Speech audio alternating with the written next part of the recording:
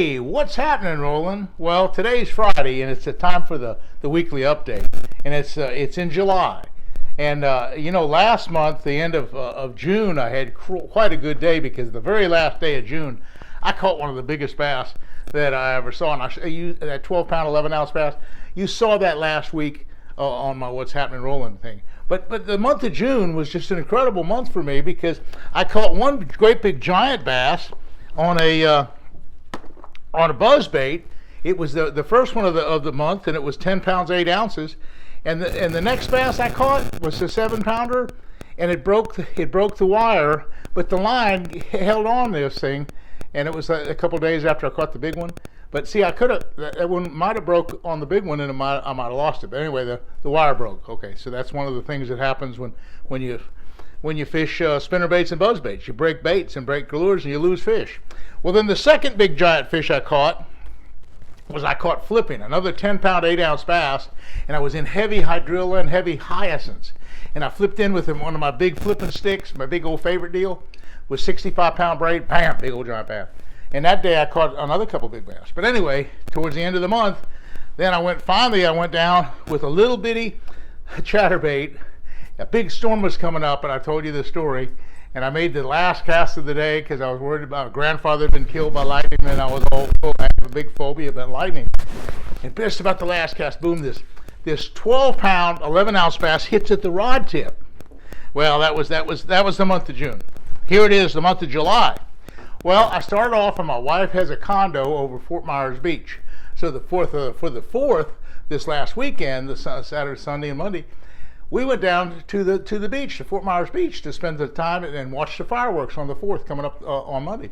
Well, the problem was big hurricane offshore, Elsa, whatever it was, and it looked like it was going to hit Fort Myers Beach. So we had to get back home, and I couldn't fish because I had to take care of this house and secure stuff and worry about the hurricane, and it went past, and we never had any big problems of 4 or 5 inches of rain.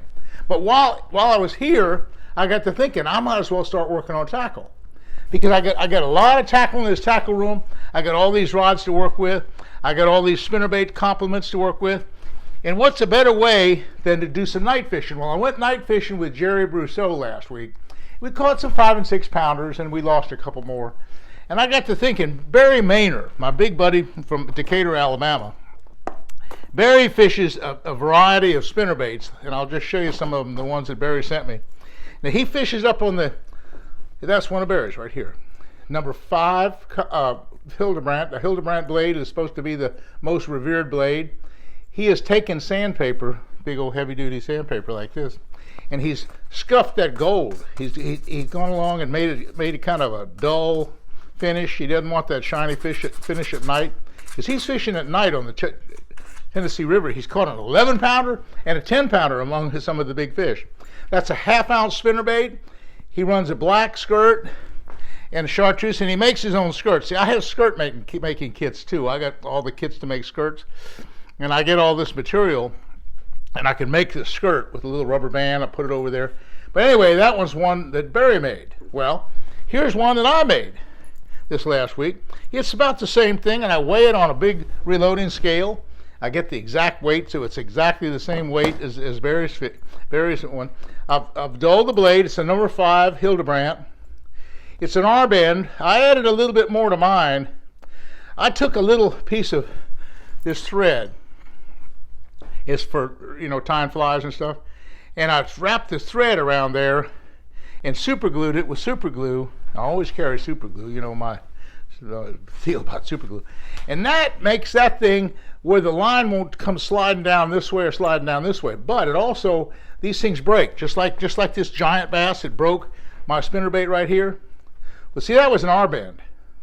That was an R-bend. And if I had that thing done like this, I would have had that part of it. Would have been more secure, and I would have landed the fish. Well, I landed the fish anyhow, but I was lucky to land it. But now when the spinnerbait breaks, if it breaks, it's going to break here.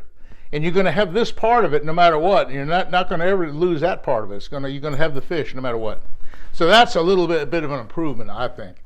Okay, big old heavy. The other thing that I do with my spinnerbaits, and that is when I'm fishing at night, or anytime for that matter, I like to use a trailer hook.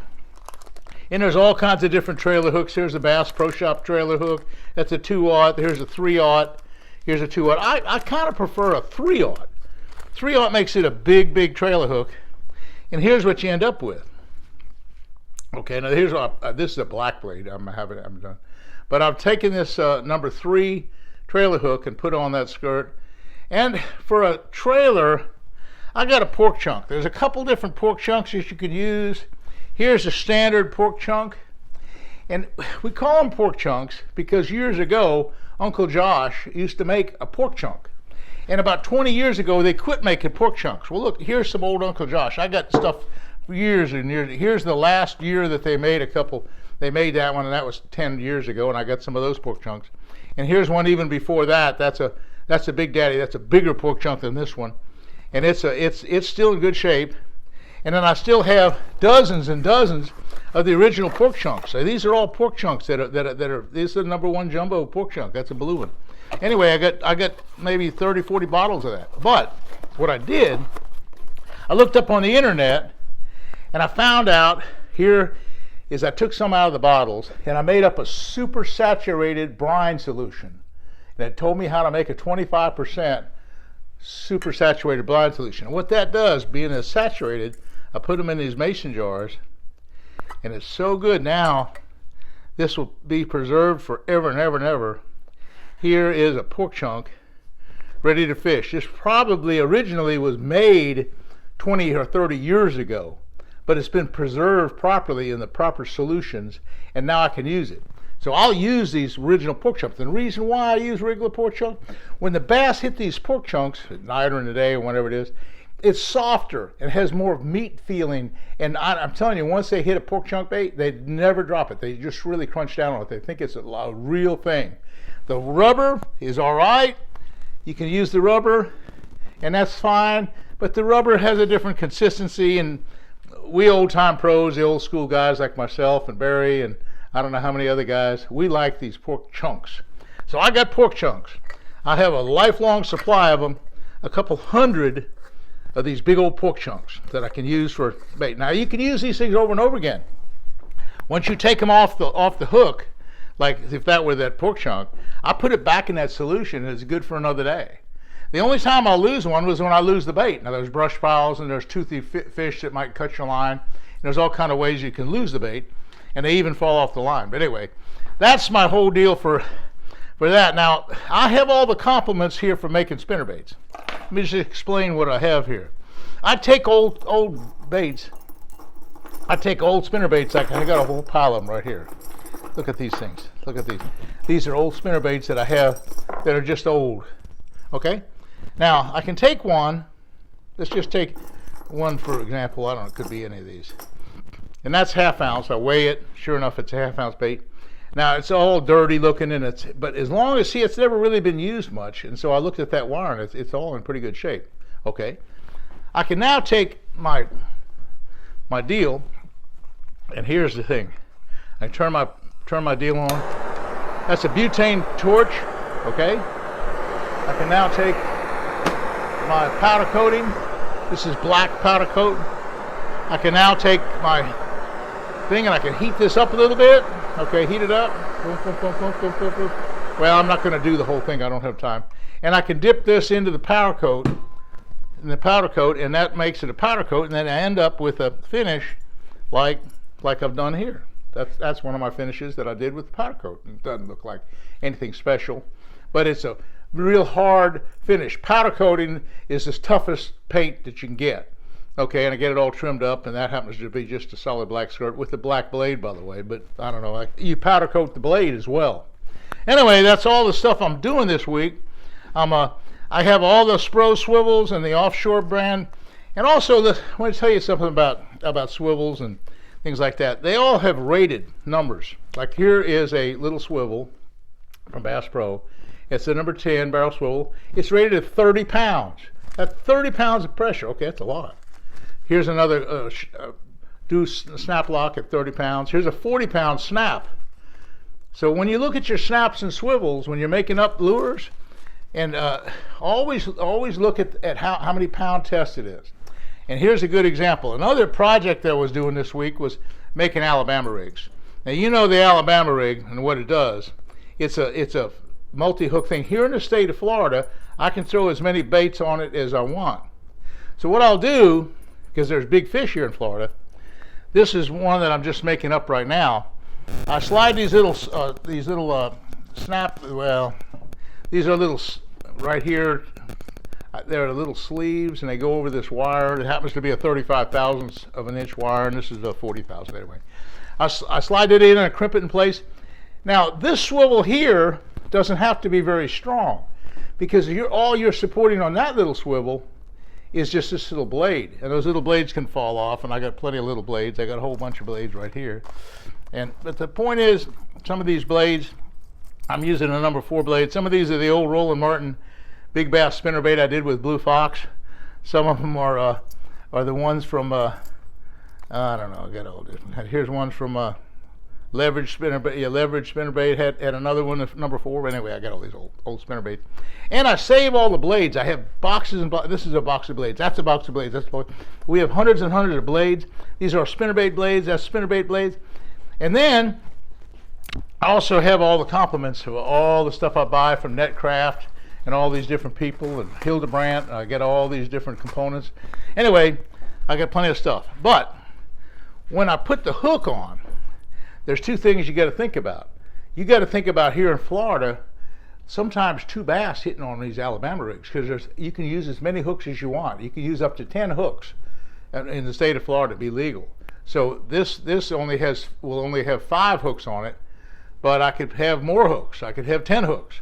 But anyway, when I finish that one, what I'll end up with is I'll take a nice heavy duty, I don't have them right now, but I'll make sure that the jig head, I don't have the jig heads out here, that they're real heavy duty jig heads. I don't have a jig head ready to go. I can't show you one.